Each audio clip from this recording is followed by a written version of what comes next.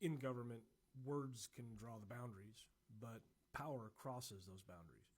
And in Federalist number 48, James Madison's back, and he's warning that even the most carefully written Constitution cannot restrain government simply through beautifully drawn lines on paper, in the form of their words. Madison, power, he says, does what power always does. It pushes, it expands, and it slips across boundaries unless something real stops it. I'm Matt Haskell. I'm a high school history and civics teacher, and we are going through all 85 of the Federalist Papers, and now we're up to number 48. We've been doing this for a while, since the beginning of October. So let's go ahead and take a look here at number 48. So in the previous essay that we talked about, number 47, Madison explained why separating the legislative, the executive, and the judicial branches, that's essential for liberty. But separation alone isn't enough. So critics of the Constitution, the Anti-Federalists, insisted that because the document assigns different powers to different branches, the problem of tyranny was solved. Well, Madison says, no, not even close, because he argues that a written Constitution is only the map. It's not a guardrail. If the branches are left to police themselves, the strongest one, almost always the legislature, will quietly expand until balance collapses. Now, I say the legislature because at the time that was the branch they feared would be too powerful. They could not have envisioned the executive becoming this powerful with the way the Constitution was written. But anyway, now, on paper, the Constitution, it can declare boundaries, right? But only the structure can prevent any kind of trespassing against those boundaries. So Madison's core argument is that liberty can't survive if each branch merely just promises to behave.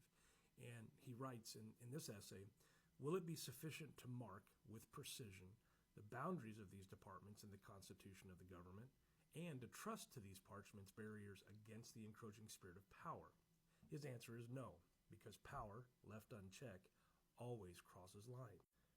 Madison knew human nature all too well and just to trust it blindly, because governments don't just make mistakes, they also drift, especially when one branch claims to act for the people. And again, he writes, a mere demarcation on parchment of the constitutional limits of the several departments is not a sufficient guard against those encroachments, which lead to a tyrannical concentration of all the powers of government.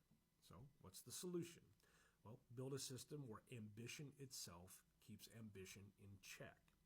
So, Madison focuses on one branch above all, the legislature, because he sees it as a legislative threat. Because he argues that the danger of liberty doesn't come from kings or judges, but from representative assemblies that think they embody the people's will. He writes for a third time here, the legislative department is everywhere extending the sphere of its activity and drawing all power into its impetuous vortex. Because legislatures make laws, they control funding, they claim moral authority. They are the ones that are most likely to trespass on other domains. So, to prove this point, Madison looks to state governments after the Revolution. In Virginia and Pennsylvania, legislatures dominated and they bullied the other branches within their states, passing impulsive laws, undermining courts, and even intimidating the executives, the governors of those states. And these state constitutions said all the right things, but without checks, the paper principles couldn't protect the real freedom. He writes again here, the legislative department is everywhere extending the sphere of its activity. So Madison shows that liberty doesn't die by decree, it fades by drifting. So Madison concludes that each branch must have its own, must have both constitutional independence and practical weapons of defense. So that means giving the executive the veto power, allowing courts to have judicial resistance, and making the legislature itself bicameral, the two chambers that check each other before they check anyone else. So the Constitution, Madison says, turns parchment barriers into real barriers. So his chain of reasoning, his logic, first, Words alone can't restrain power because 2, power naturally expands unless checked. 3, then, the legislature, because it claims to represent the people, is the most dangerous. 4, history proves that unchecked legislatures crush balance and liberty. And 5, our final point, the Constitution prevents this by arming each branch with defenses, the checks and balances. So that's Federalist 48, 5 easy steps. So Madison's tone in the essay is that of like a contractor or a builder who's warning, hey, we can't build on weak foundations. Now, he's not pessimistic. He's being realistic.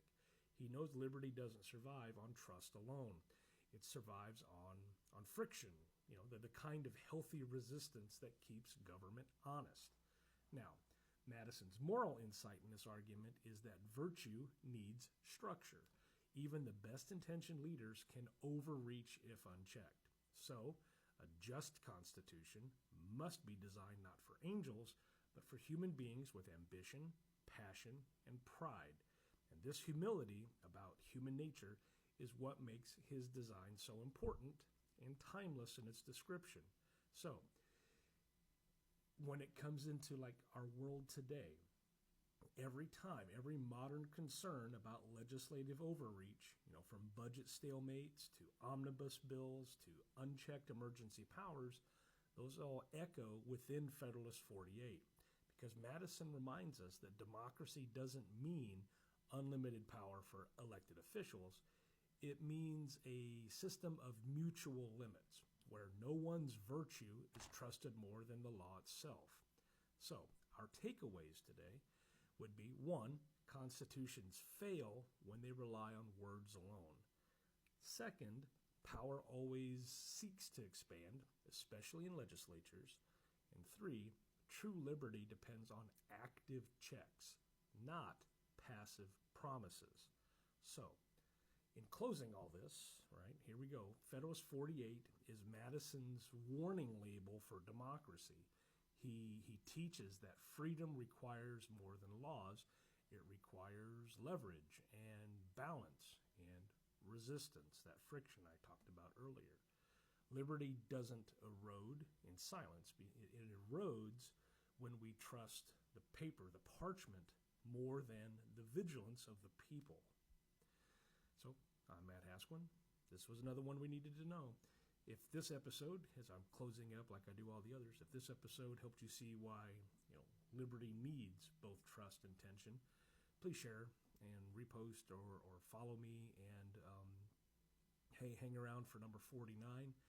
In this one, Madison debates Jefferson himself, and this is on whether the people should be directly called in to settle power struggles between the branches. Thanks for hanging around with this one.